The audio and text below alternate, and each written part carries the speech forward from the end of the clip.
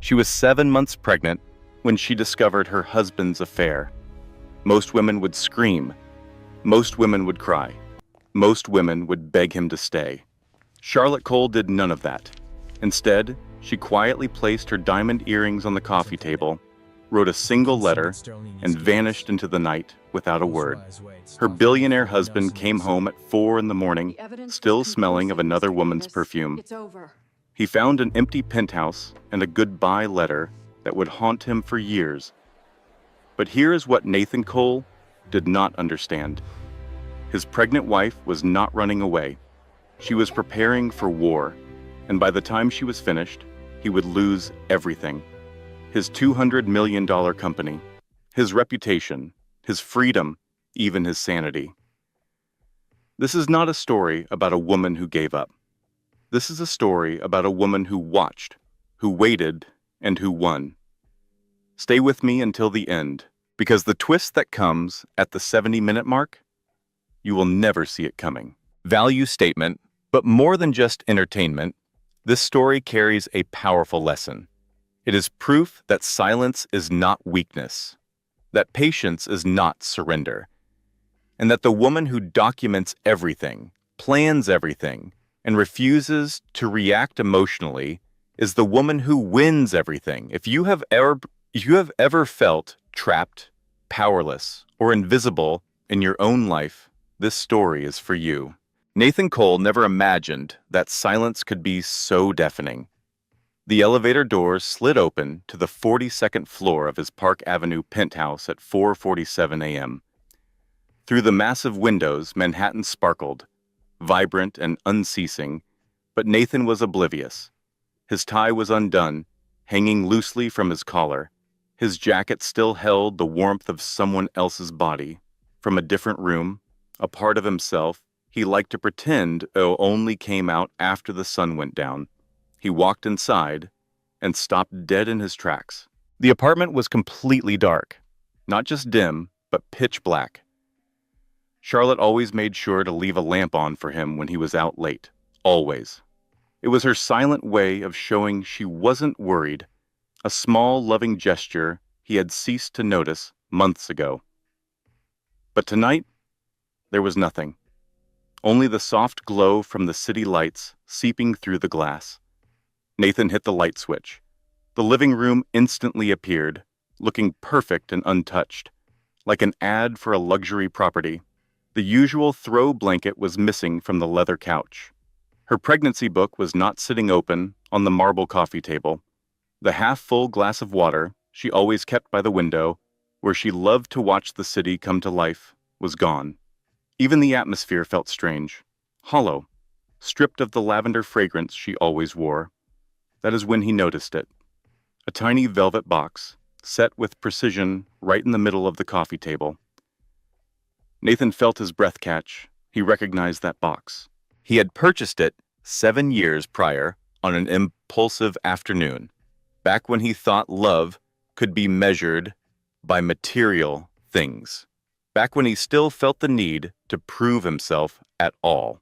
With trembling hands, he put his phone down and opened the lid. A pair of diamond earrings lay inside. They were not gaudy or huge, just elegant. The type Charlotte only put on for significant occasions. Their wedding day, the day of her first ultrasound, the charity event where she stood by his side as investors praised him and told him he was a man worth knowing. A folded piece of paper was tucked underneath the earrings. His name was written on it. The handwriting was neat and unwavering. No ink smudges, no sign of a wavering hand. For a second, Nathan hesitated to open it. He tried to convince himself it was all just a big misunderstanding. Charlotte was just being emotional. Pregnancy could do that to a woman. She had probably just gone to her mother's house for a night or two. He could smooth this over. He was good at fixing things, but the state of the apartment painted a very different picture. Her coat was no longer in the entryway. The framed sonogram picture that was always on the console table had vanished. Her books, her laptop, and her mother's old recipe box from the kitchen shelf were all gone. Nathan unfolded the letter. The words on the page did not yell. They did not point fingers. They did not plead. They were delivered with a calm finality, which was somehow much worse. By the time you are reading this, I am already gone.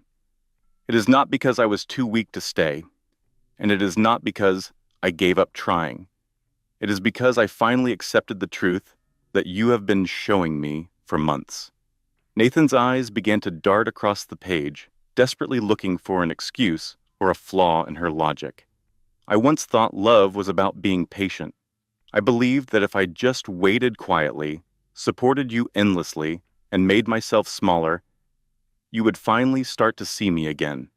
But love is not supposed to feel like being lonely next to someone else. He let out a quiet, bitter laugh. Smaller. He had provided her with an incredible life. This apartment, a certain lifestyle, the kind of security most women only dream of. Was all of that meaningless? I am aware of the nights you claimed were business meetings. I know about the hotel rooms that carried the scent of another woman's perfume. The reason I never confronted you was that I needed to be certain about one thing first. I had to know if I was still willing to sacrifice my own identity just to hold on to you. Nathan felt a tightness building in his chest. He had thought she was oblivious. Or worse, he believed that even if she knew, she wouldn't have the courage to actually leave. I am 7 months pregnant. Every single choice I make from now on has another heartbeat attached to it. I cannot bring a child into a home where silence is more painful than shouting. A home where faithfulness is viewed as an inconvenience. He shot up from his seat and began to pace the room. The city outside continued on, completely indifferent. The distant sound of car horns floated up from 42 stories below. A siren wailed somewhere and then faded away. The world kept turning, unconcerned that his was falling apart. This is not about getting even.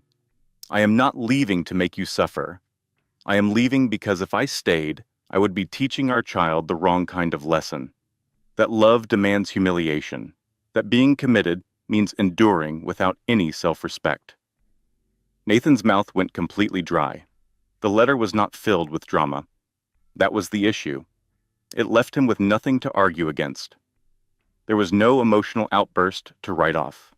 There were no conditions to try and negotiate.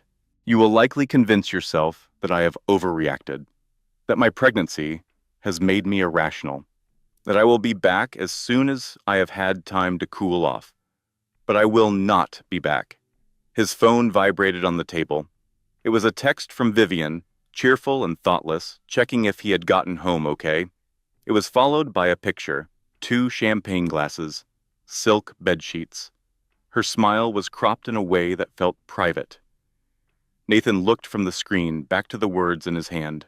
I am taking with me only the things that are truly mine, my dignity, my child, and the future I will not have to beg for.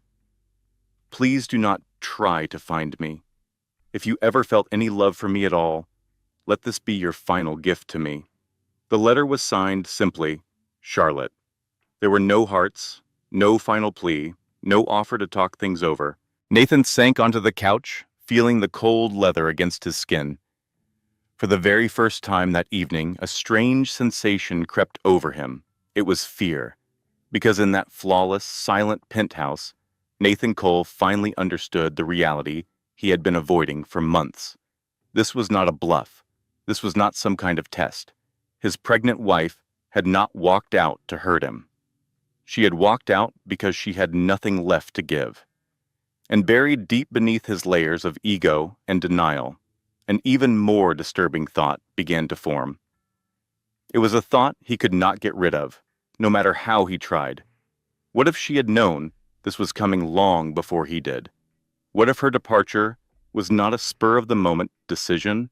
What if his pregnant wife had been planning this for months, while he was too preoccupied with destroying their lives to even see it? Nathan read the letter once more, and then a third time. The penthouse had never seemed so vast, or so profoundly empty. And for the first time in his adult life, Nathan Cole had no idea what he was going to do next. 18 months prior, Charlotte Hayes was not searching for a partner. She was on the hunt for new business. The charity gala at the Museum of Natural History was the perfect venue for her small interior design company. It was filled with wealthy patrons, people with expensive preferences, the kind of people who redid their apartments as casually as others buy a cup of coffee.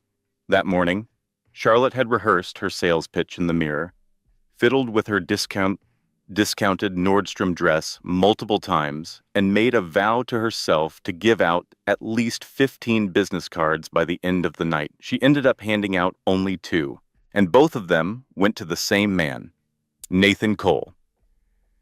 He had spotted her standing by herself near the dinosaur display, where she was pretending to be fascinated by the Tyrannosaurus Rex skeleton, but was actually just avoiding a woman who kept asking if she designed baby nurseries.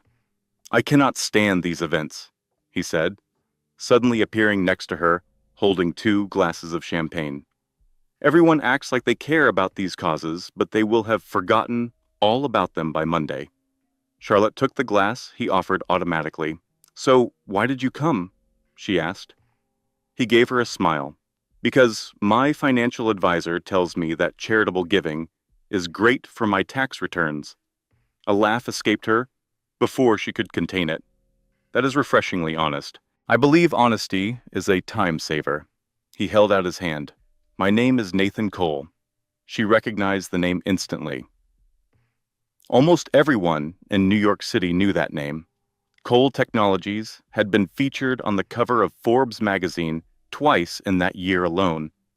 The man in front of her was estimated to be worth over $200 million, and he looked like he had just stepped out of a fashion ad. Charlotte shook his hand, trying her best to appear unimpressed. "I am Charlotte Hayes. I am an interior designer." "For wealthy individuals with more money than style?" he asked. "Something along those lines," she replied. Nathan grinned. "I have a good feeling about you." And that is how it all started. What followed was a complete whirlwind. There were spontaneous weekend trips to Paris on private jets, dinner reservations at exclusive restaurants that had 6-month waiting lists. So many flowers were delivered to her small Brooklyn apartment that her neighbors began to wonder if there had been a death in the family. After 3 months, Charlotte's mother came up from Virginia to meet him. Linda Hayes was a 62-year-old woman who had spent 3 decades cleaning the homes of the rich and powerful. She understood how men like him behaved. She recognized the signs. "Honey," she told Charlotte in a low voice while Nathan was out of the room, "a man who moves at this speed is almost always trying to outrun something." Charlotte just rolled her eyes. "Mom, he is not running. He is just a decisive person. There is a fine line between being decisive and being controlling." Linda's tone was soft but firm. "Just promise me that you will maintain your own bank account, your own circle of friends, your own separate life." Charlotte made the promise, but it was a promise she would not end up keeping. Just 6 months after they met, she married Nathan Cole in a wedding so lavish it could have bought her mother's house. The prenup was a blur. Nathan's lawyer made her feel rushed, and Nathan acted wounded that she would even question it. In an instant, she gave up everything. Her little apartment in Brooklyn, her own clients, her entire sense of self. She moved into his stunning Park Avenue penthouse and simply became Mrs. Cole. At the reception, her best friend Megan Walker, a divorce lawyer with a razor-sharp wit honed by 15 years of watching love die, made a toast. "To Charlotte and Nathan," Megan had said, lifting her glass high, "may your love last longer than the prenup." Everyone roared with laughter, including Charlotte. She had no idea that Megan had already read every single one of its 47 pages, and she didn't remember the quiet warning Megan whispered to her as the night ended. words she would file away and forget until she needed them most. If you ever have to leave him, document everything. I mean, every text, every email, every receipt. Not because you're paranoid, but because the courts don't listen to crying women. They listen to women who bring proof. Charlotte had just smiled, hugged her friend, and promised she would be safe.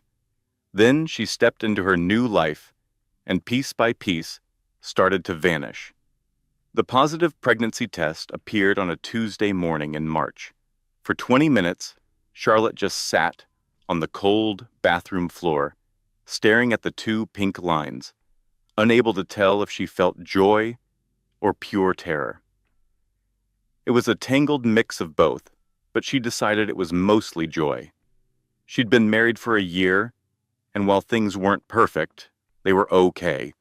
Nathan was always working, checking his phone through dinner, taking calls in the middle of movies, and usually falling asleep before she could finish telling him about her day. But she told herself this was normal. This was the price of success. Every article she read about powerful men spoke of the sacrifices their families had to make. Charlotte convinced herself that she could be one of those women who made sacrifices. She began planning the perfect way to tell him. With the ultrasound 2 weeks away, she decided she would put the first picture in a beautiful gift box and give it to him at their favorite restaurant. Nathan was a man who loved big surprises and grand gestures. She knew this would remind him of exactly why he fell in love with her. The dinner reservation was for 7 o'clock that Saturday. At 5 o'clock, he sent a text canceling. There was an emergency board meeting, he wrote. Investors were flying in from Singapore. He said it was a meeting he absolutely could not miss. He asked for a rain check. For the next hour, Charlotte just sat alone in her closet, still in the new dress she'd bought for their special night, holding the unopened gift box on her lap. She finally told him the news much later, over leftover pasta, around 11 that night. When she told him, Nathan's reaction was perfect. He hugged her tightly, lifting her up and spinning her around the kitchen while saying all the things a woman wants to hear. "This is incredible. We're going to be parents. I can't believe it." But even as he held her, his phone buzzed twice against her back. He glanced down at it both times. Charlotte told herself that this was normal too. Her first trimester was a blur of morning sickness and deep exhaustion. For the first few weeks, Nathan would talk to her belly every night, telling their baby all about the New York skyline, about what it means to be ambitious, and how you can achieve anything if you just work hard enough. By the second month, those nightly chats turned into weekly ones. By the third month, they had stopped completely. Nathan began to travel more frequently. He had meetings in Chicago, then Los Angeles, then Miami. He said they were investor meetings, that he was closing big deals and building their future. More often than not, Charlotte found herself eating dinner by herself. She would just stare at the city lights reflecting in the penthouse windows as her expensive food grew cold. She eventually stopped asking when he'd be home because his answer never changed. "Late. Don't wait up for me." She adapted to the new routine because adapting was what she had always done. Her first ultrasound was on a Thursday afternoon. Nathan swore he would be there. He put it in his calendar and even set 3 separate reminders. He never showed up. Charlotte lay alone on the examination table, a silent tear rolling into her hair as she watched the tiny flickering heartbeat on the monitor. The technician kindly pretended she didn't see the tears. She was probably used to this scene. Pregnant wives and absent husbands. It was the same sad story playing out in doctors' offices all over the city. It wasn't until she was in the parking garage that Charlotte finally broke down and cried. Not because anything was wrong with her baby, but because she knew something was deeply wrong with her marriage. She could no longer deny the feeling. After that day, the gifts started to appear. Expensive jewelry, bouquets of flowers, and designer handbags, each delivered with a note of apology. Sorry I missed the appointment. Sorry I've been so busy lately. Sorry I'm not the husband you deserve. Charlotte took the gifts because fighting was harder than just accepting them. But they didn't feel like gifts. They felt like payments. They were bribes from a man trying to buy his way out of a guilt he refused to face. She started to see a subtle shift in the way Nathan looked at her. It was not outright cruelty, just a profound distraction, a lack of patience. He started kissing her on the cheek instead of her lips. He would claim he was too tired for intimacy. He stopped asking about her day because he just assumed that if she was there, she must be fine. The first time Charlotte smelled a strange perfume on his jacket, she ignored it. The second time, she washed the jacket before he could notice. The third time, she finally stopped pretending. The deepest pain wasn't just the betrayal she suspected. It was the gut-wrenching realization that the man she loved no longer viewed her as his partner. She had become just a chapter in his life, one he was clearly ready to move on from. So Charlotte started to observe him, quietly and carefully. She saw all the patterns she had willfully ignored before. The late nights that consistently happened on Tuesdays and Thursdays. The business trips she was never invited on anymore.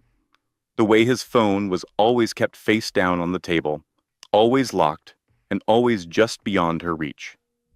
3 weeks later, she found the first piece of hard evidence. A hotel receipt in his coat pocket. It was for the Four Seasons, for $1,200, from a night he claimed he was in Chicago, meeting with investors. Charlotte didn't confront him. Instead, she calmly picked up her phone, called the hotel, and pretended to be his assistant. "Good afternoon," she said sweetly. "I'm calling for Mr. Nathan Cole. He thought he might have requested an extra key card for his wife during his stay last week. Could you please check if she was able to pick it up?" There was a brief silence, followed by the sound of typing. "Oh, absolutely," the concierge replied cheerfully. Ms. Hart picked it up from the front desk herself. "Can I help you with anything else?" Charlotte felt her heart stop beating. "No," she said, her voice surprisingly steady. "That was all I needed to know. Thank you." She hung up the phone and sat perfectly still in the silent penthouse. She placed both hands on her belly, feeling the gentle kick of her baby inside her. Vivian Hart. Charlotte remembered meeting her once before, at a company party. She was young, gorgeous, and fiercely ambitious. She was the type of woman who looked at wives with a smile that was full of pity. For a moment, Charlotte thought about screaming at Nathan, throwing his expensive things, and demanding an explanation she knew would be filled with lies. But then she heard Megan's voice from her wedding night echoing in her head. "Courts don't listen to crying women. They listen to women who bring proof." Charlotte walked over to her laptop and created a new secret email address that Nathan would never discover. Then she started her real work. She began documenting everything, every receipt, every late night, and every excuse that didn't quite make sense. She forwarded his credit card statements to her secret account and took pictures of his calendar. She recorded dates, times, and locations with the cold precision of a lawyer building a case. And that was exactly what she was doing. Here she was, 7 months pregnant, and completely trapped in a marriage to a man who no longer even saw her. But Charlotte was not a stupid woman, and she was far from helpless. She just needed a little more time to collect her evidence, time to create a solid plan, time to figure out how a woman leaves a man worth $200 million without losing her child and everything she had ever worked for. That night, as Nathan snored beside her, his phone buzzed with secret messages he thought she couldn't see. Charlotte put a hand over her stomach and made a silent vow to her unborn child. "I will get us out of this, both of us. I just have to be smart about it." She closed her eyes and began to plot her escape. At 2 in the morning, she sat at the kitchen table, surrounded by the silence of the massive penthouse, her hand perfectly steady as she wrote. There were no tears, no drama. She just wrote the truth, distilled into the simple words he needed to hear. She wrote about feeling lonely. She wrote about always waiting. She wrote about the slow, painful realization that love is not supposed to feel like a test of your endurance. She never once wrote Vivian's name. She didn't have to. The evidence she had collected would say everything for her. When she was done, Charlotte read the letter over one last time, folded it neatly, and slipped it into an envelope with Nathan's name written on the front. Then she started to pack. She took very little with her, just one suitcase, her laptop, and her medical records. She also took the folder of evidence she had spent months building. The last thing she packed was her mother's old recipe box. The one piece of her former life she refused to leave behind. The diamond earrings he gave her stayed. Charlotte put them back in their velvet box and placed them right in the middle of the coffee table, where he couldn't miss them. It was a symbol, a final goodbye. It was a message that was louder than any letter. I am leaving all the things you gave me. I am taking only what I have earned. At 4 a.m, Charlotte stood for the last time in the doorway of the home she'd lived in for 3 years. The city lights sparkled outside the windows, beautiful and completely indifferent. Somewhere in that city, her husband was sleeping in another woman's bed, fully expecting his pregnant wife to be waiting for him when he came home. But she would not be there. She would not be. Charlotte pulled the door shut, and the quiet click echoed with finality. She rode the elevator down 42 floors, walked across the marble lobby, and got into a car she had ordered the night before, using a different name. The driver knew better than to ask questions. Charlotte had paid a premium for privacy. As the car sped away from Park Avenue, she watched the building shrink in the rearview mirror. 3 years of her life were trapped in that tower of glass and steel. 3 years of shrinking, bending, and making herself smaller to fit into a life someone else had designed. That was over now. She turned to face the road ahead and rested both hands on her stomach. Her baby kicked, a firm and steady thump. I know, Charlotte whispered. We are on our way to safety. I promise. The journey took 12 long hours. For a moment, Charlotte had thought about staying in the city, renting a small apartment where Nathan would never look. But she understood his resources. She knew his reach. She was well aware of his power to find anyone he wanted. She had to vanish completely. Her mother's home in Virginia was the perfect hiding place. It was small, well-worn, and located in a working-class neighborhood that a man like Nathan Cole would never dream of visiting. The grass was overgrown. The paint on the siding was peeling. The kitchen held the familiar scent of the same meals Linda Hayes had been cooking for 30 years. It was perfect. Charlotte pulled up at 4 p.m, feeling sick and exhausted from the drive. Her mother was already on the porch, arms crossed over her chest, her expression unreadable. Linda Hayes had only received a short text message that morning. It said, "Coming home. Need help. Do not tell anyone." She had not needed to ask any questions. The moment Charlotte got out of the car, she fell apart and burst into tears. Linda crossed the yard in 3 quick steps and wrapped her arms around her daughter. There was no judgment in her embrace. There was no hint of, "I told you so." There was only the solid, unwavering presence of a woman who had been through worse and survived. "I am such a fool," Charlotte sobbed into her shoulder. "You warned me. Megan warned me. Everyone could see it, except for me." Linda gently stroked her hair. "You are not a fool. You are a woman who loved someone. That is never a crime." She pulled back to look Charlotte directly in the eye. But staying with him, that would have been. Inside, Charlotte sank onto the familiar old couch from her childhood. The cushions were flattened. The fabric was faded. but it felt more like home than the penthouse ever had. Linda brought her a glass of water and some crackers, but did not push her to talk. She knew that some stories need time before they can be told. In time, Charlotte told her everything. She spoke about the affair, the evidence, and the letter she left on the coffee table. She talked about the deep fear that Nathan would come for her, for the baby, and for what little she had left. Linda listened patiently, never once interrupting. When Charlotte finally finished, her mother gave a slow, deliberate nod. Then she asked the only question that truly mattered. "What are you going to do now?" Charlotte let out a long breath. "I have no idea.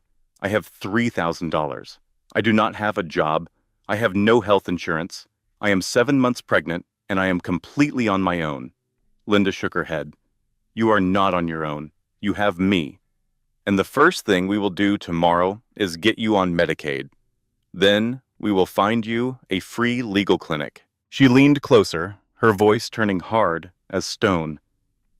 "Rich men always think they can hide their money. They believe they can crush anyone who stands up to them with expensive lawyers. But there is always a trail, baby. There is always a paper trail, and we are going to find it." Charlotte looked at her mother and felt something shift deep inside her.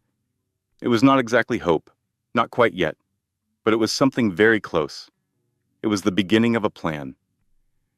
That night, she lay in her childhood bed, looking up at the same ceiling she had stared at 1,000 times before.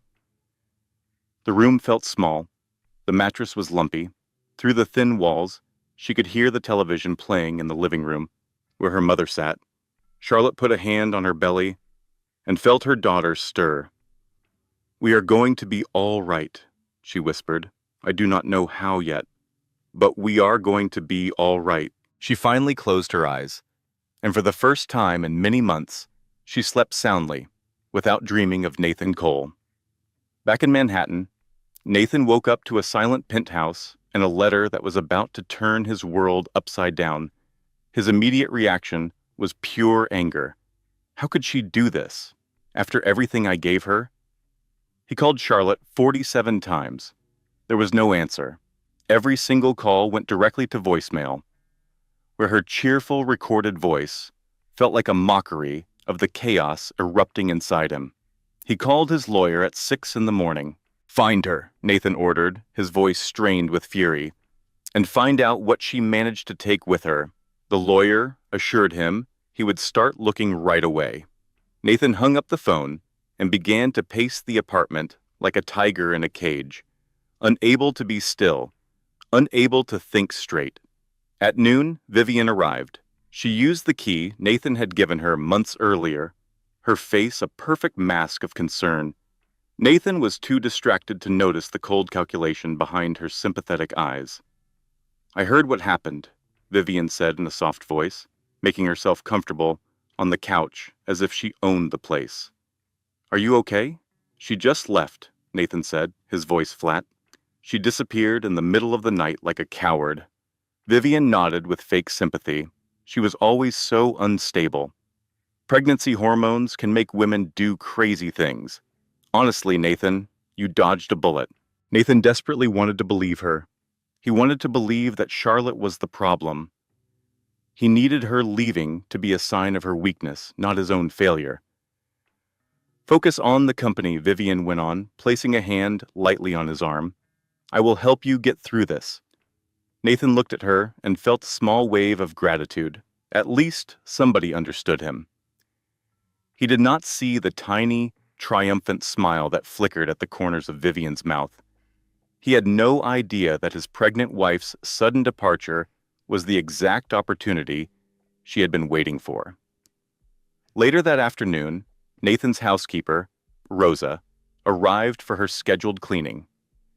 She was a 58-year-old Dominican woman who had worked for Nathan for 10 years, long enough to have watched 3 other girlfriends come and go before Charlotte moved in. Rosa had truly loved Charlotte.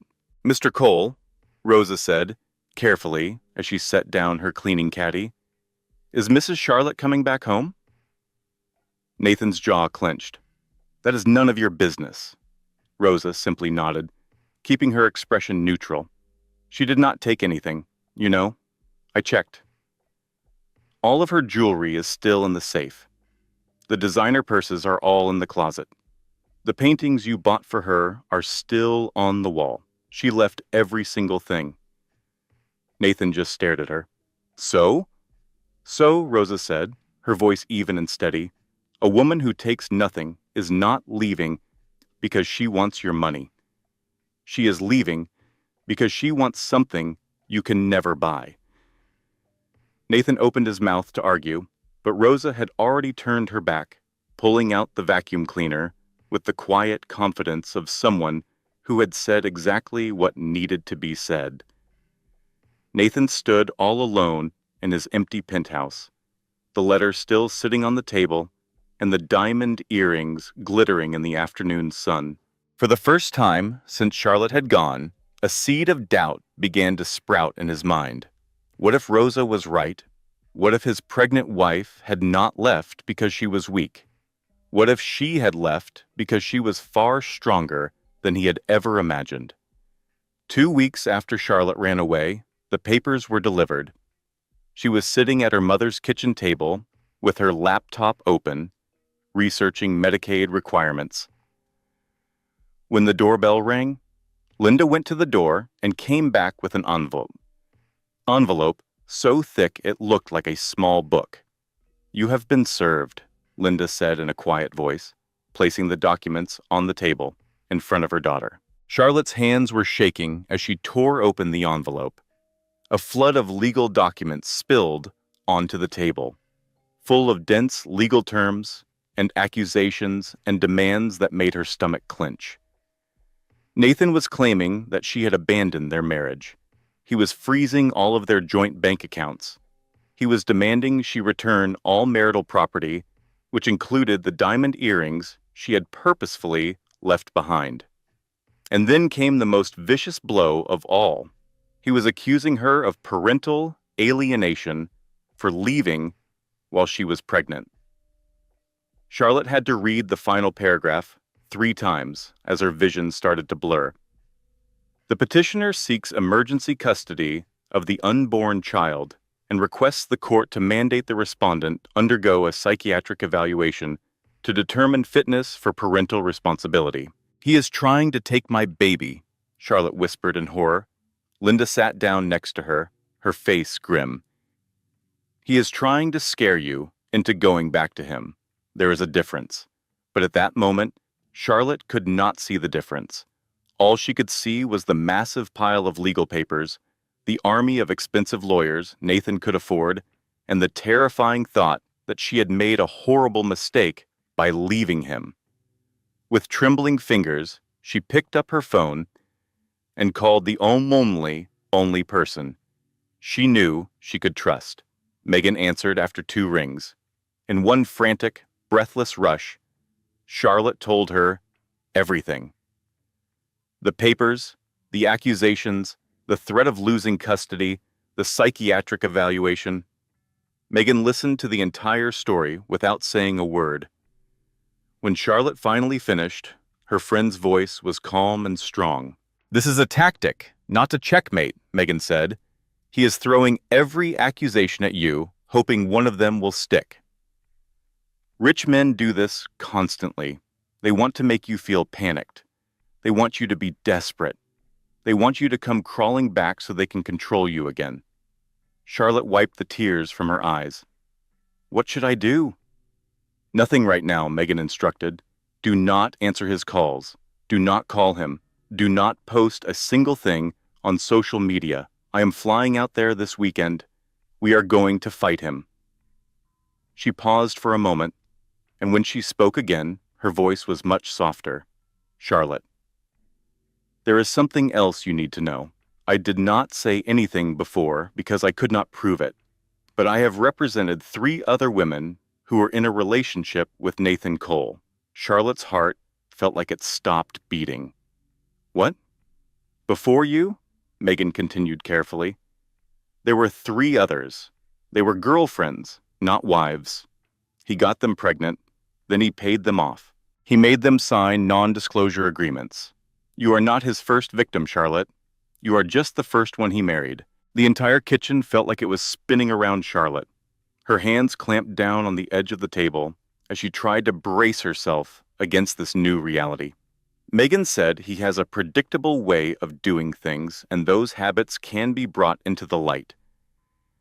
Charlotte's eyes scanned the legal papers spread out before her.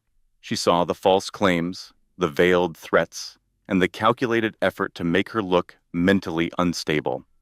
In an instant, her perspective shifted. Nathan was not trying to fix their marriage. He was desperately trying to protect his own image. He was running the exact same play he had used on 3 other women. But this time, Charlotte thought with cold resolve, he picked a fight with the wrong person. Megan showed up in Virginia 3 days later, wheeling a small suitcase behind her with the calm purpose of someone who deals with emergencies for a living. She gave Charlotte a quick, firm hug before immediately covering the kitchen table with files. "Okay, here's the situation," Megan said, her tone all business.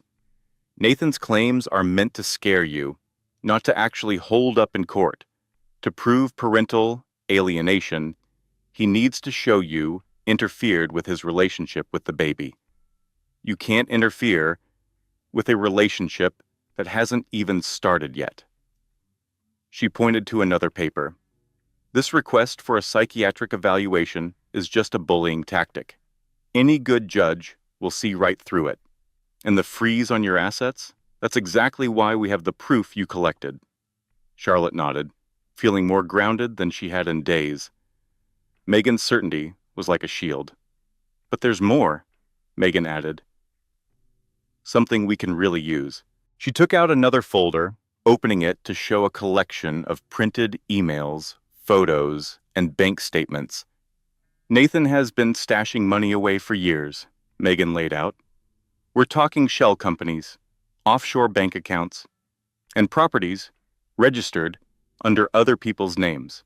I started keeping tabs on him after the first woman contacted me, just waiting for something solid."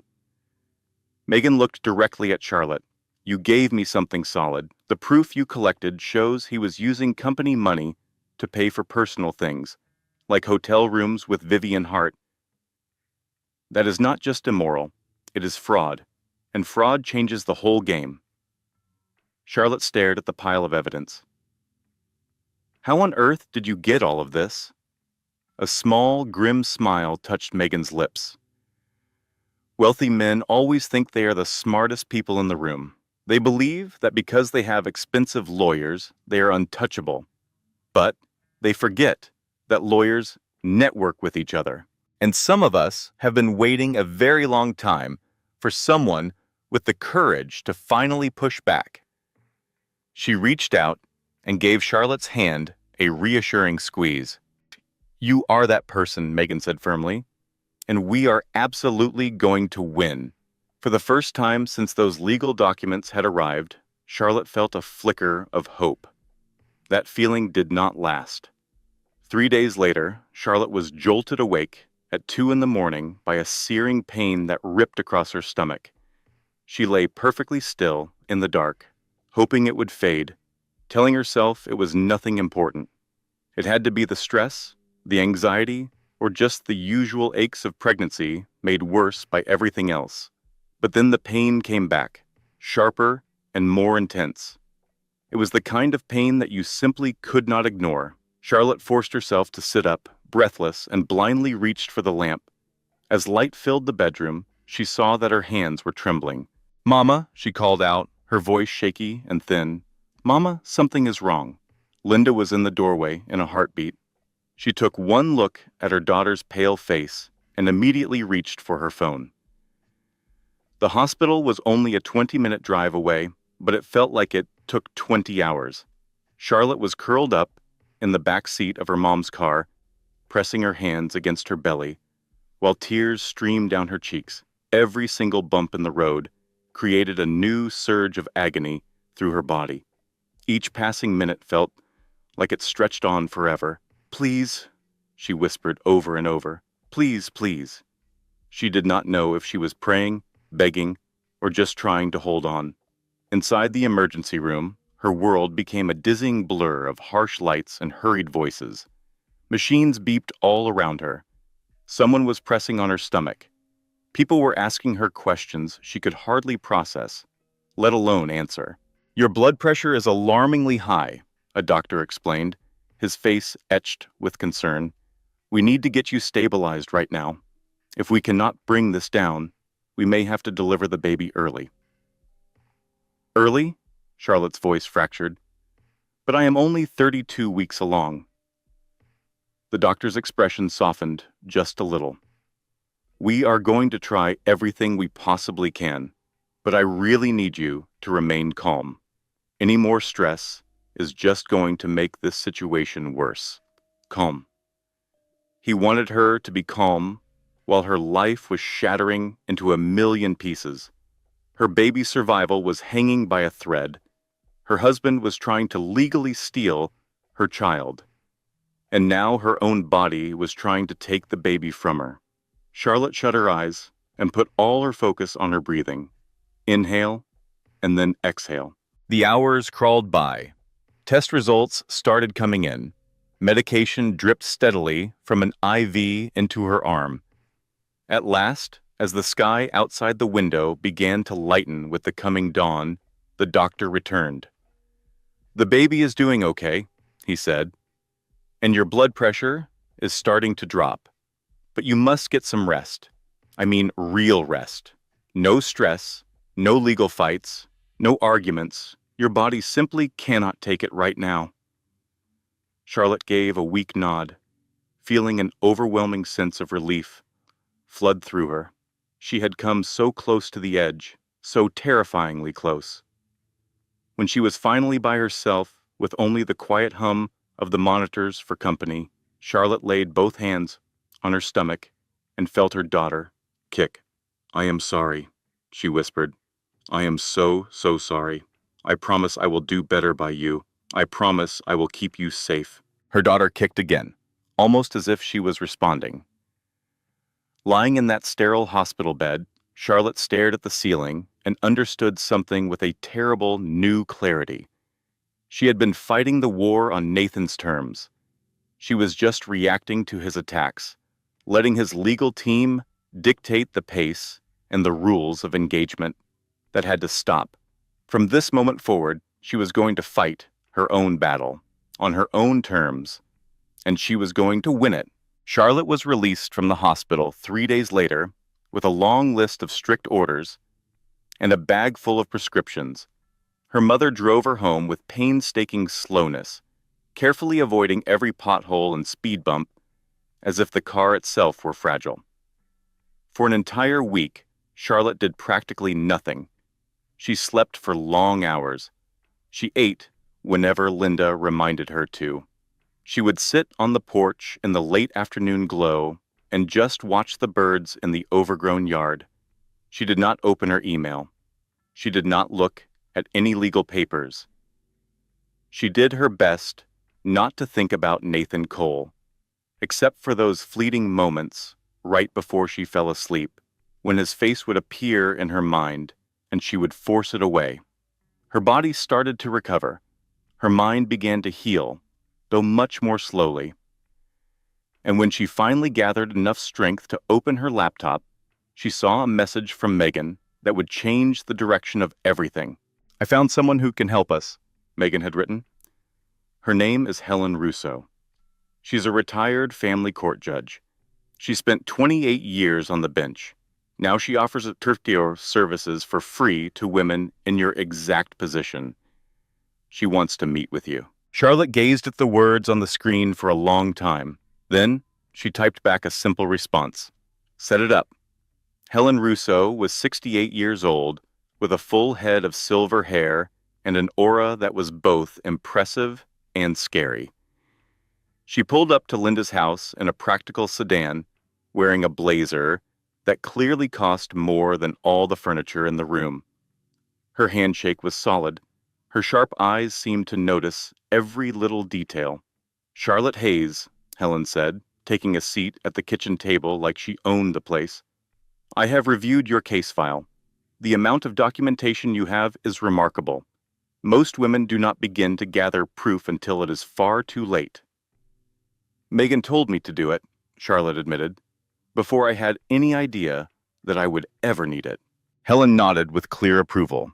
"You have a very smart friend." She paused for a moment. "I have encountered men like Nathan Cole at least 100 times.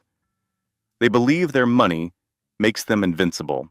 They think their high-priced lawyers can steamroll anyone who dares to stand up to them. They are counting on women like you to eventually give up because the fight is just too exhausting." Helen leaned forward slightly. "Are you going to give up?" Charlotte's thoughts immediately went back to the hospital, to the sound of the beeping machines, to the terrifying realization of how close she had come to losing it all. "No," she said, her voice quiet but steady. "I am not going to give up." A smile formed on Helen's lips. It was not a warm smile. It was the smile of someone who had been waiting to hear exactly those words. "Good. Then let me walk you through our plan." She arranged documents on the table, tapping on names and figures while she spoke. "Nathan is making 3 critical errors," Helen stated. "First, he is underestimating you completely. He thinks his legal intimidation will make you surrender. Second, he is overconfident about his own influence. The request for a psychiatric evaluation is a weak move. Any experienced judge will dismiss it. And third, and this is the most important part, he is trusting the wrong people." Her finger stopped on a name. "Vivian Hart. Nathan is convinced that Vivian is on his team," Helen explained. "She is not. I have been monitoring her for 3 years now. She is linked to at least 2 other corporate implosions. Both involved men who trusted her. Both of those men ended up with nothing." Charlotte frowned. "You think she is doing that to Nathan?" "I think Nathan Cole is so consumed with trying to defeat you that he is completely blind to the real danger that is standing right beside him," Helen said, leaning back with a thoughtful expression. "So this is what we are going to do. We are going to block all of his attacks. We will expose the psychiatric evaluation for the fraud that it is. And then we are going to be patient." "Patient for what?" Charlotte asked. "For Nathan to completely destroy himself." The counteroffensive began, without any fanfare. Megan filed a series of motions that challenged every single point in Nathan's original lawsuit. The abandonment claim was dismissed in under 2 weeks. The freeze on her assets was partially reversed. The demand for a psychiatric evaluation was denied after Helen made a single, quiet phone call to the judge's clerk. From her home in Virginia, Charlotte watched as her legal team systematically took Nathan's strategy apart, piece by piece. But Helen had been very clear. Simply winning the legal skirmishes was not the final goal. They needed to make sure Nathan was so overwhelmed and distracted by his own mounting problems that he would be completely unprepared for the final, decisive blow. To win Vivian was the key. Charlotte managed to track down the 3 other women Nathan had paid to disappear. It was a slow and delicate process that took weeks, filled with careful conversations and gentle promises of safety before they finally agreed to speak. When they opened up, the story that unfolded was far worse than Charlotte could have ever guessed. Nathan had a clear and cruel method. He targeted women with ambition. He swept them off their feet. He got them pregnant. Then, once they became an inconvenience, he erased them from his life. He used ironclad non-disclosure, agreements and financial settlements that seemed large but demanded their silence forever. He threatened to ruin anyone who dared to break the deal. 3 different women, 3 separate pregnancies, 3 payouts to make them go away. Charlotte was meant to be the exception. She was supposed to be the wife, the one he claimed publicly, the finishing touch on the perfect life he had built for himself. But she had refused to be a part of his lie. That refusal made her a threat. Charlotte would lie awake each night, her mind racing with everything she had discovered. Nathan had never truly loved her. She was just a calculated part of his business plan, a way to make himself look respectable. He needed her to convince investors and the board of directors that he was a stable, family-oriented man. The pregnancy didn't change his feelings for her. In fact, it just made him more impatient. He needed a child to complete the picture, a son or daughter to pose with for the company's annual report. She was just a prop. Charlotte rested a hand on her belly, feeling her daughter stir inside her. "You are not a prop," she whispered into the darkness. "You are not a bargaining chip. You are my little girl, and I will never let him use you." The baby responded with a strong, determined kick. For the first time in a long while, Charlotte smiled. She had spent so many months feeling like a helpless victim, completely powerless, while Nathan controlled everything. But she finally saw the situation for what it was. Nathan wasn't the powerful one. He was the one who was desperate. He was just a man terrified of his perfect world falling apart, and he was taking it out on the person he thought was the weakest. But Charlotte was not weak anymore. She was the one who held all the proof of his lies, and she was about to use it. Baby Emma was born on a Thursday morning in the beginning of October. Charlotte had prepared herself for a difficult labor.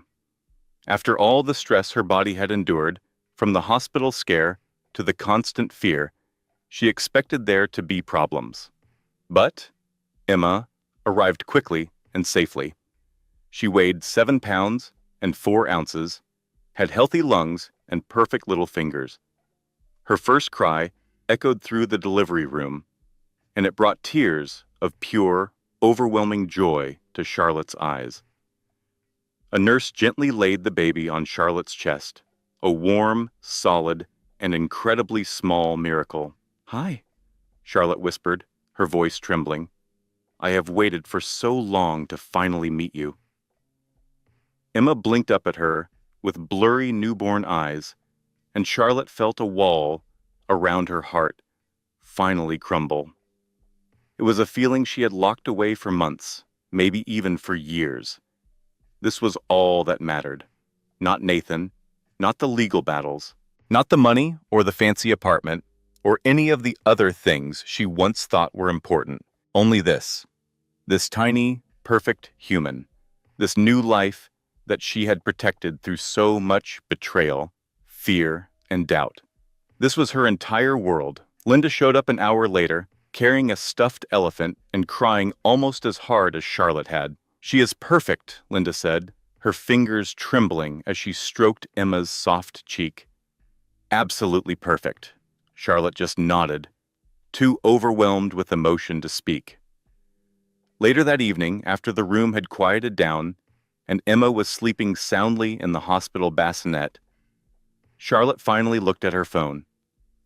There were 16 missed calls from Nathan's lawyers. There were 0 calls from Nathan himself. She stared at the phone's screen for a long time. Then, she placed it face down and turned her attention back to her daughter.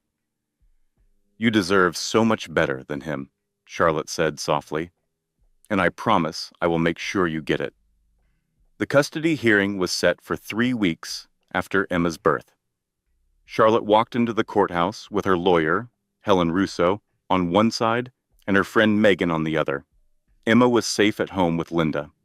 Charlotte had pumped enough milk to last for a week and had given her daughter's forehead about 400 kisses before she left. Now, she was standing in a cold, marble hallway outside the family court. She wore a simple black dress, but she carried herself with the calm certainty of a woman who had already lost everything and had nothing more to fear. Nathan was already in the courtroom with his team of 4 lawyers in expensive suits. They were busy shuffling papers and trying to look important. Nathan sat at the far end of the table, his jaw clenched tightly, his eyes glued to the door. The moment Charlotte walked in, His eyes met hers. For a brief second, she saw a flicker of something in his expression. It might have been surprise, or maybe it was recognition. She knew she looked different. She was thinner, and her face was harder. She no longer looked like the wife who had run away. She looked like someone who had returned to finish a fight. Charlotte held his gaze for exactly 3 seconds before she calmly looked away and took her seat. The hearing began. Nathan's lawyers presented their case with a perfectly polished performance. They claimed Charlotte was mentally unstable. They said she had abandoned her husband without any reason. They accused her of denying a father access to his own child. They argued she was an unfit mother. Helen Russo listened to it all without showing any emotion. When it was her turn to speak, she rose slowly and addressed the judge with the confidence of a person who had won this battle 1,000 times before. "Your Honor," she started, "my client did not abandon her marriage. She escaped from a marriage filled with emotional abuse and constant cheating, all of which has been carefully documented." She passed a folder to the court clerk. Inside this folder, you will find proof of the petitioner's affair, including hotel bills, statements from witnesses, and bank records that show he used their shared money to pay for romantic trips with his mistress, Vivian Hart. Nathan's main lawyer jumped to his feet. "Objection. This has nothing to do with custody." Helen offered a cool smile. "I disagree. A father's character is always relevant. It is especially relevant when that character includes paying off 3 of his former girlfriends to sign confidentiality agreements after he got them pregnant." The entire courtroom fell completely silent. All the color drained from Nathan's face.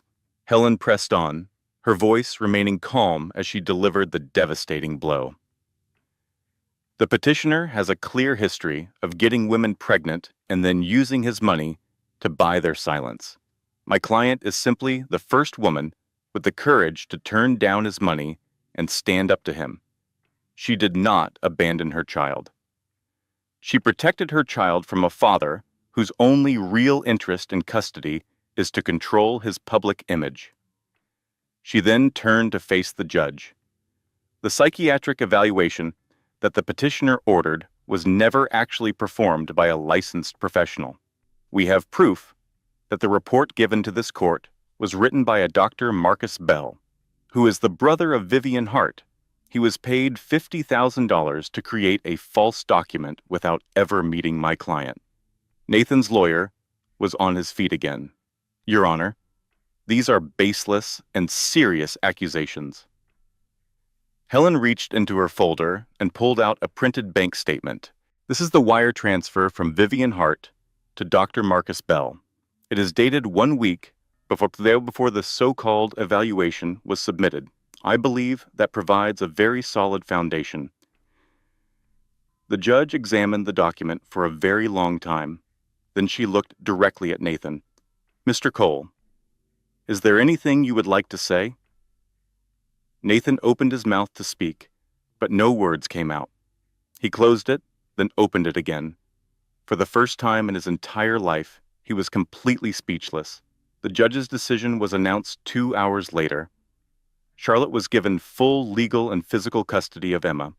Nathan was only allowed supervised visits and was ordered to undergo a psychological evaluation of his own. The restraining order that Charlotte had asked for was also approved. Finally, the fake psychiatric report was sent to the state medical board for a full investigation. Charlotte walked out of the courthouse and into the bright afternoon sun. Megan wrapped her in a huge hug. Helen shook her hand with a hint of warmth that Charlotte had never seen from her before. "This is not over yet," Helen cautioned. "Men like Nathan do not just give up." Charlotte nodded. "I know." But for the first time in what felt like forever, she could finally breathe again. She had won. She had actually, truly won. Her feeling of victory lasted for about 3 days. Charlotte was sitting in her mother's living room with Emma sleeping peacefully in her arms when a certified letter was delivered. She tore it open, thinking it was just some routine legal papers. But as she read the notice inside, her blood turned to ice. Nathan's company was declaring bankruptcy.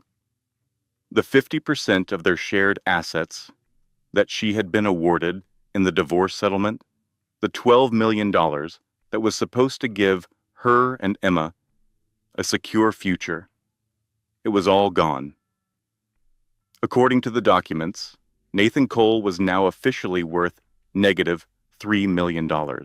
And that meant Charlotte was legally owed half of absolutely nothing.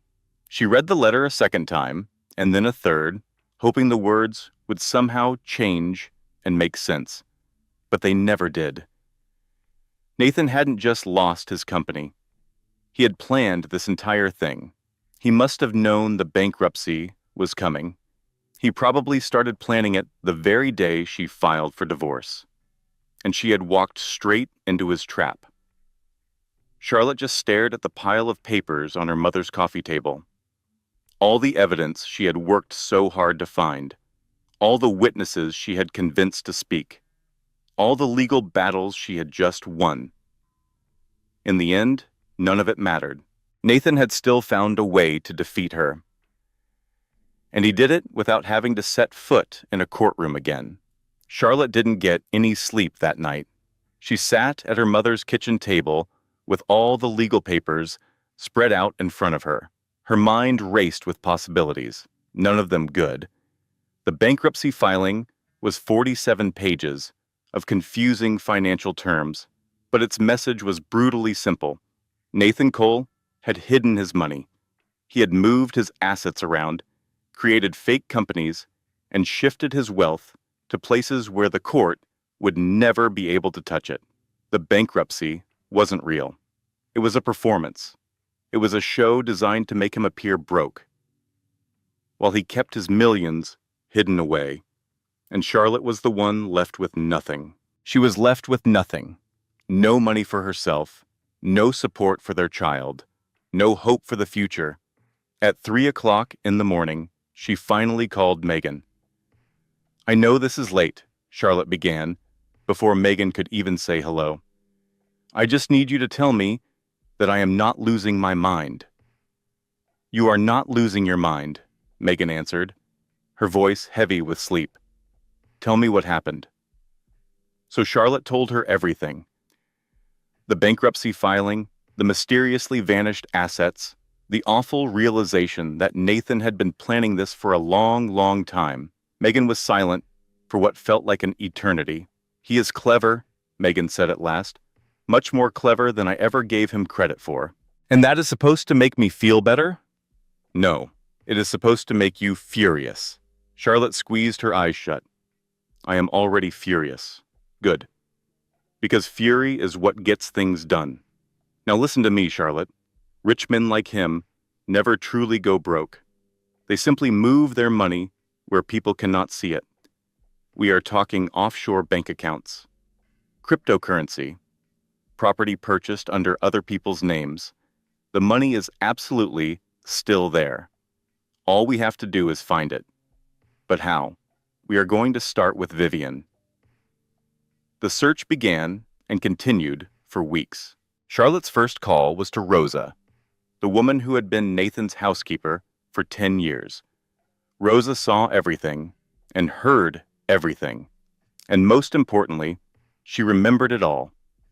"Mr. Nathan, he was on the phone all the time," Rosa explained during their first talk.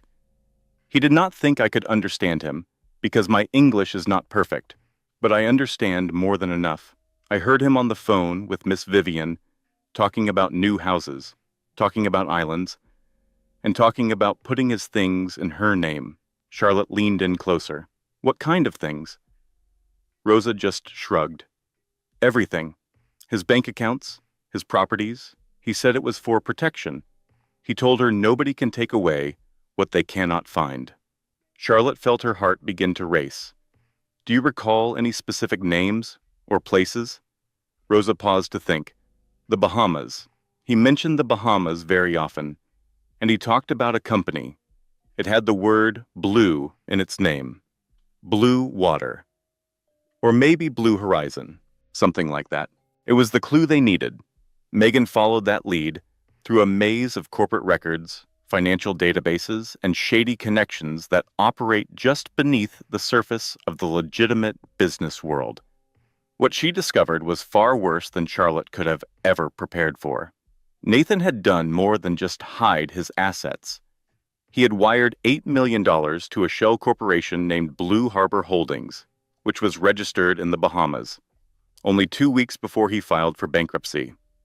And the sole owner of Blue Harbor Holdings? It was Vivian Hart.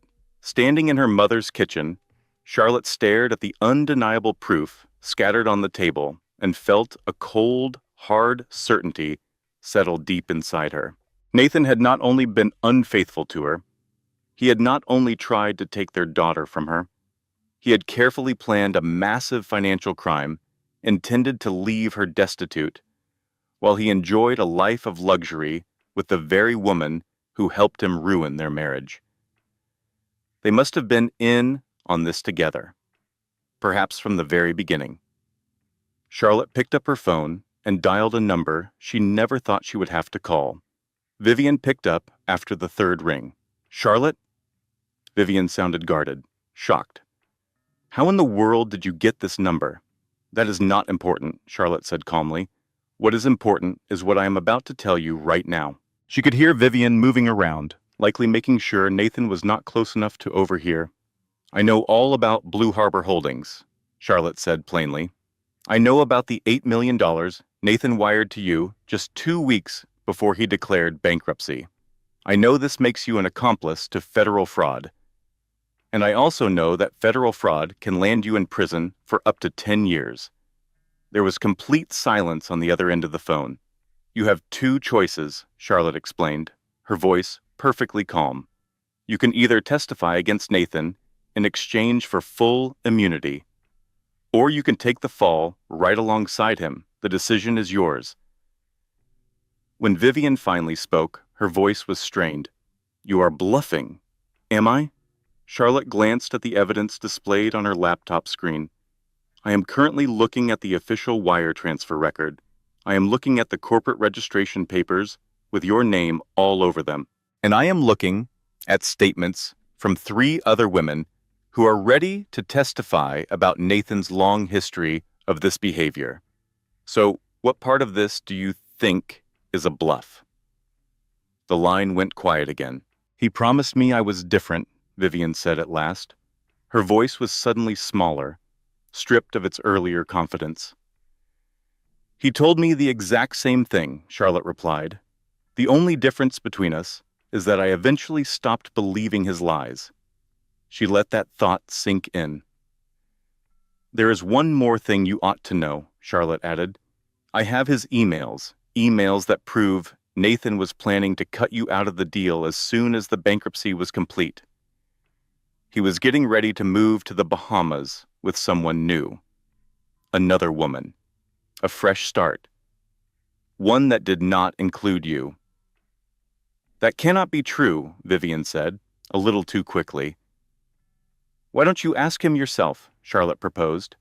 "Just see how he reacts." Then she simply waited. "What is it that you want from me?" Vivian finally asked. "I want the truth to come out, and I want Nathan to be held accountable for what he did. To me, to our daughter, and to every other woman he left in his wake." Vivian was quiet for a very long time, and then she spoke 2 words that would set everything in motion. "I am in." The charity gala was being held at the Plaza Hotel on the first Saturday in December. Charlotte received an invitation from a professional acquaintance, someone who knew her from her career before Nathan, before the wedding, and before her world collapsed. It was the type of gathering where big deals were made in quiet conversations over expensive wine, and where a person's entire reputation could be destroyed without a single headline. It was the ideal setting for what Charlotte had in mind. She showed up by herself, dressed in an understated black gown. She wore no jewelry, no flashy accessories. She projected nothing but quiet grace and the solid confidence of a woman who knew precisely what was about to unfold. The grand ballroom shimmered under the light of crystal chandeliers and smelled of expensive perfume. The sound of hushed conversations mixed with the soft background music. Everyone was smiling. Everyone was playing a part. Nathan was holding court near the middle of the room. He seemed thinner than she recalled. The soft edges around him had hardened.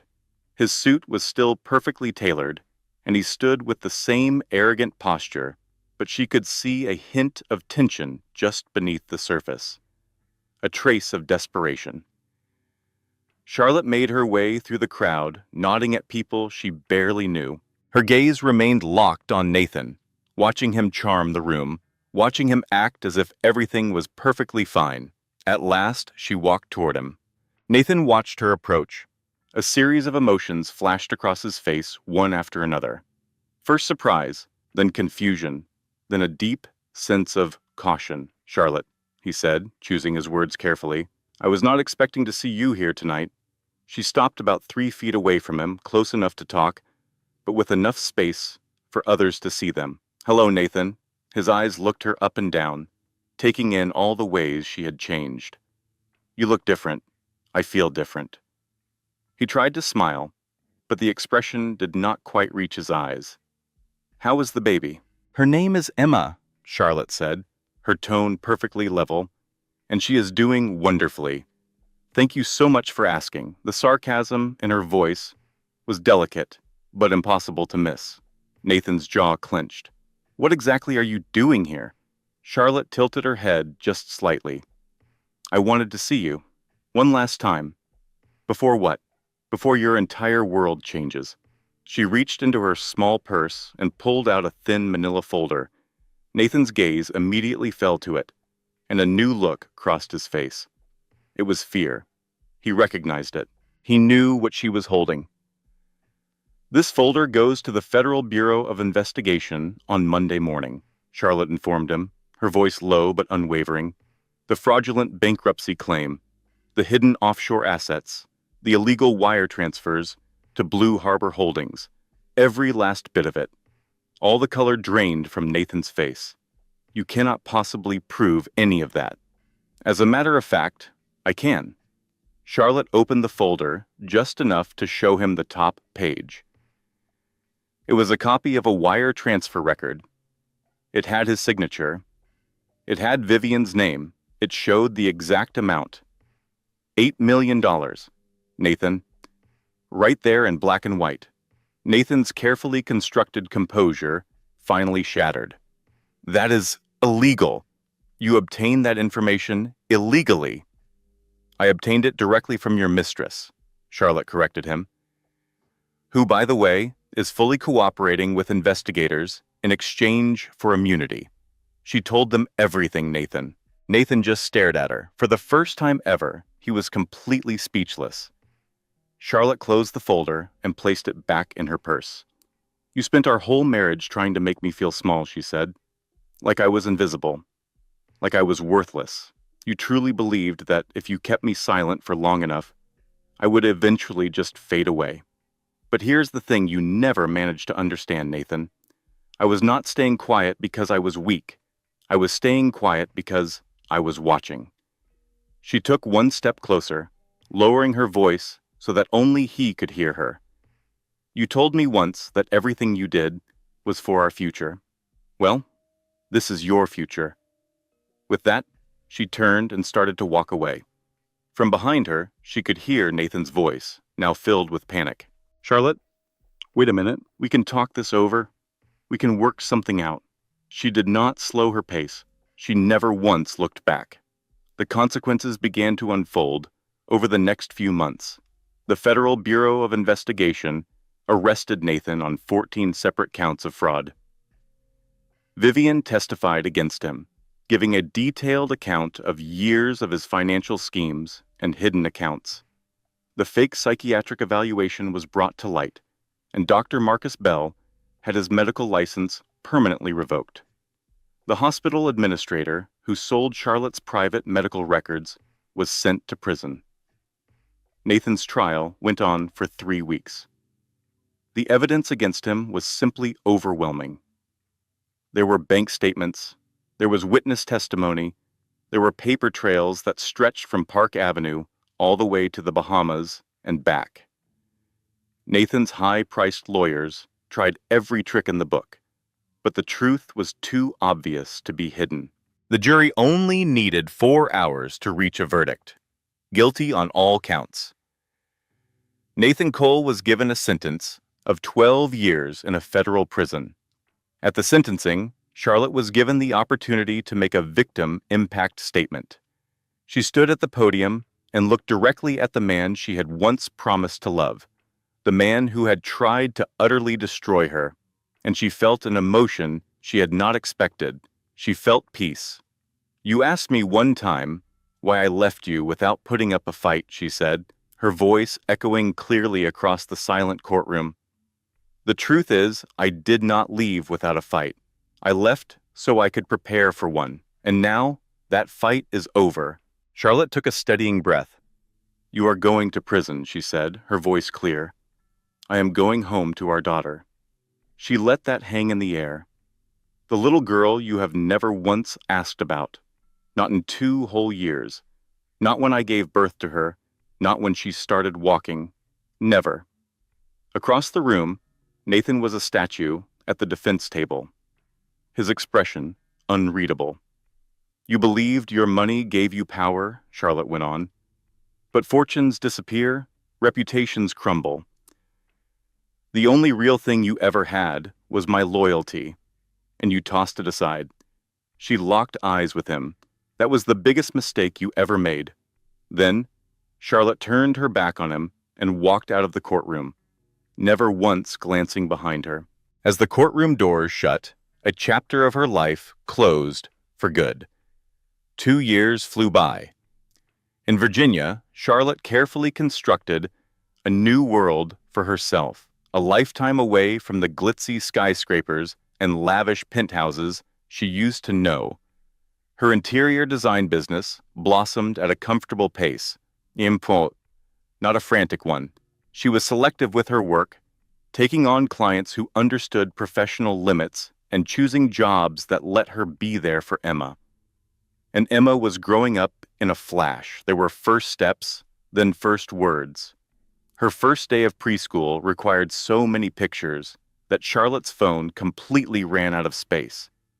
Her mother, Linda, helped with Emma, spoiling the little girl rotten, but putting on a firm face whenever a bedtime tantrum started. Her friend Megan would visit whenever she had a free moment, bringing a bottle of wine, the latest stories from the courthouse, and that same witty sense of humor that had been Charlotte's lifeline. "You know," Megan said one summer night as they watched Emma run after fireflies in the yard, "I am still in awe that you actually did it." Charlotte could not help but smile. "Which part are you talking about?" "Every single bit of it," Megan replied.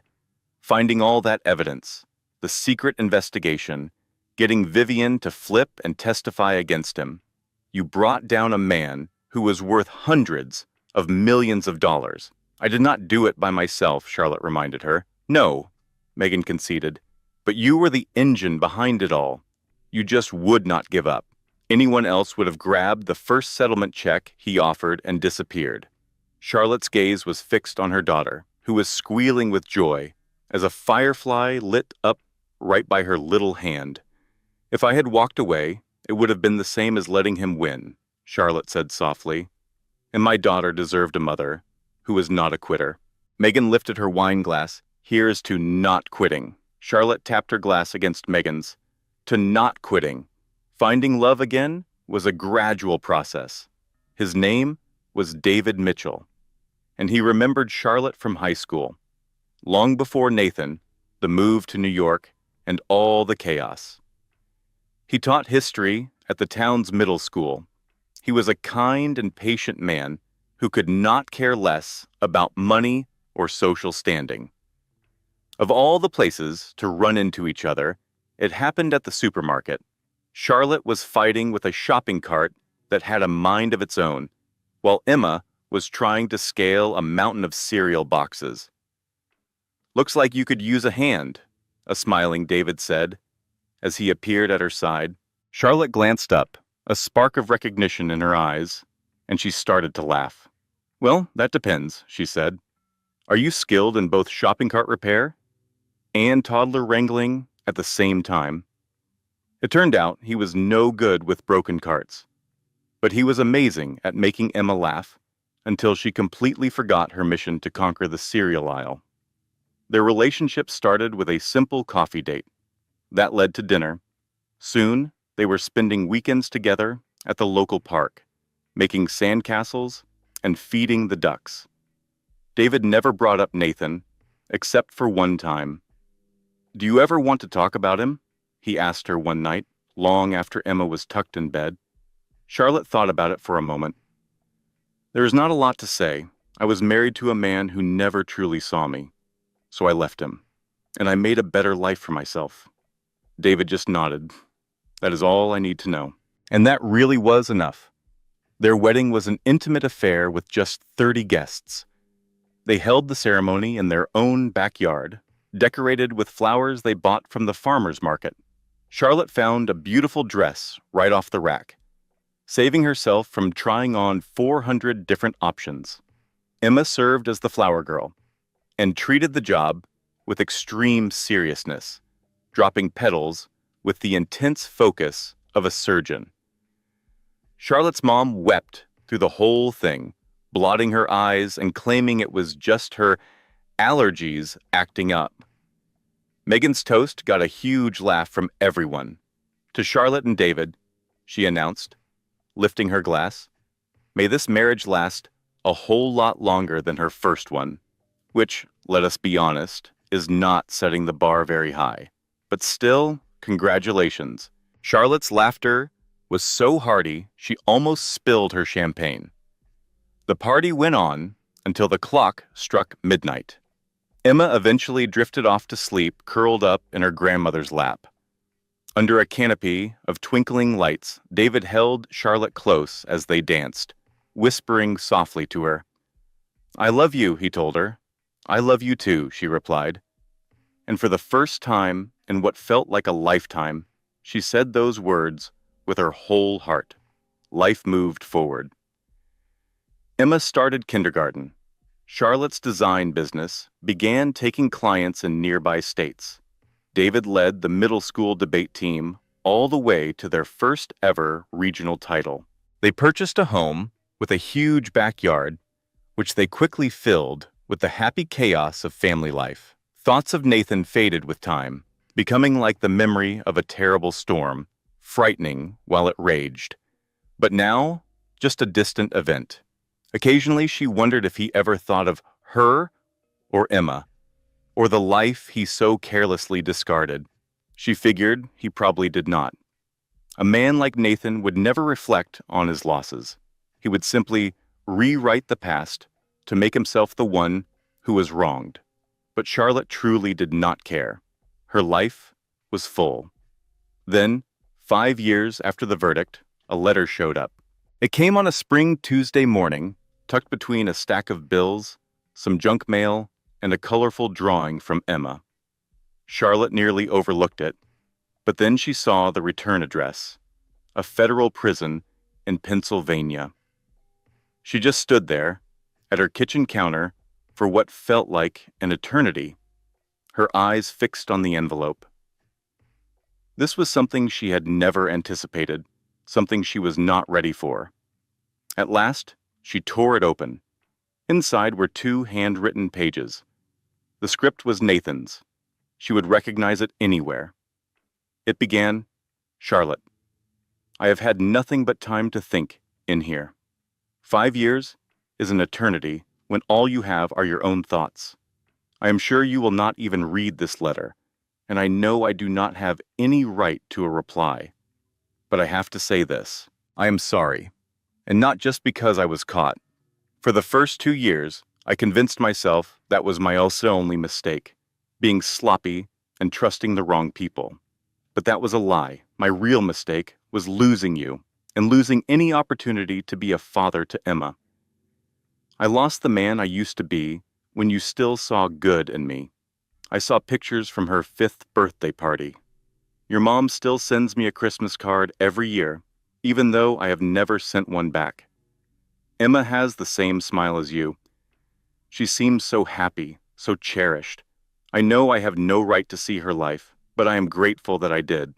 Charlotte put the letter down for a second, feeling a strange tightness in her chest. She picked it up and continued reading. You were right about it all. About Vivian, the money, everything I turned into. I was so obsessed with winning that I completely lost sight of what was actually worth winning. I thought victory meant having more money, more influence, more command over everything. It was not until you left that I understood the only prize that ever mattered was the life we could have had. I am not asking you to forgive me. I am not looking for another chance. I am aware that is not possible. I just needed you to know that I finally get it. I see what I lost, what I threw away, and what I completely ruined. I hope you are happy. I sincerely mean that. Nathan. When Charlotte finished reading, she placed the letter back on the counter. Her gaze drifted to the backyard, where David was pushing a giggling Emma on the swing. For a brief moment, Charlotte allowed all the old emotions to surface. The anger, the sadness, and that complex feeling of pity mixed with satisfaction you get from seeing someone finally pay for their actions. Then she neatly folded the letter, tucked it inside a kitchen drawer, and shut it. She never replied. Later that night, with Emma fast asleep and David busy with his students' papers, Charlotte sat alone on the back porch, watching the night sky light up with stars. The letter remained in the drawer. She had not mentioned it to David. Perhaps she would later, or perhaps not. It did not seem to matter all that much. Charlotte's mind drifted back 5 years, to the woman she used to be. That woman was frightened, all alone, and pregnant, while running from a life she could no longer stand. She remembered the nights spent crying until she was exhausted, and the days filled with crushing self-doubt. Then she thought about her life now. The successful business she started from scratch, the loving family she nurtured, the wonderful daughter who called David daddy and had almost no memory of any other man in her mother's life. Nathan's letter had made no requests, which was likely the most sincere thing he had ever offered her. But as she sat there under the stars, Charlotte knew she did not require his apology. She had moved past needing anything from Nathan Cole years ago. True healing, she understood, does not come from the one who caused the pain. It comes from the beautiful life you construct in their absence. Charlotte's life was a wonderful kind of chaos. It was bustling with the energy of her 7-year-old and filled with the comforting presence of her husband. This was the exact life she never knew she had always wanted, and it belonged to her.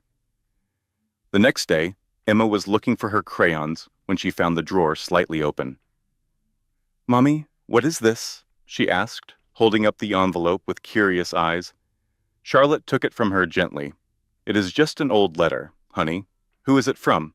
"It is from someone I knew a very long time ago." Emma processed this with a serious look, the one she always made when she was trying to understand something new. "Are they a friend of yours?" Charlotte smiled and pulled her little girl into a warm embrace. "No, sweetie, they are not." She slipped the letter back into its place and firmly closed the drawer. Then she took Emma's hand and they walked into the kitchen, where David was making pancakes and the morning light streamed in through the windows like a promise of a beautiful day. "Come on," Charlotte said. "Let us go eat some breakfast." Her past was finally in its place, and her future was standing right in front of her. And it was a wonderful sight. If Charlotte's story stayed with you, if her journey reminded you that true power is not about reacting, but about strategically waiting for the right moment, then do something for me. Press that like button right now. It tells me to create more stories like this one. Drop a comment below. Tell me What would you have done in Charlotte's situation? Would you have left silently like she did? Or would you have confronted him immediately? I read every single comment. And if you are not subscribed yet, hit that subscribe button and the notification bell. Every week we share stories about women who refused to be silenced, who fought back with intelligence instead of anger, and who built beautiful lives from the ashes of betrayal. Share this story with someone who needs to hear it. Sometimes, the right message at the perfect moment can change everything. Thank you for staying with me until the very end. Remember, you are not a victim of your story. You are the author of your next chapter. Credit statement. This content was carefully researched, crafted, and manually edited by our team to deliver meaningful lessons and lasting value. Every story we share is designed not just to entertain, but to empower.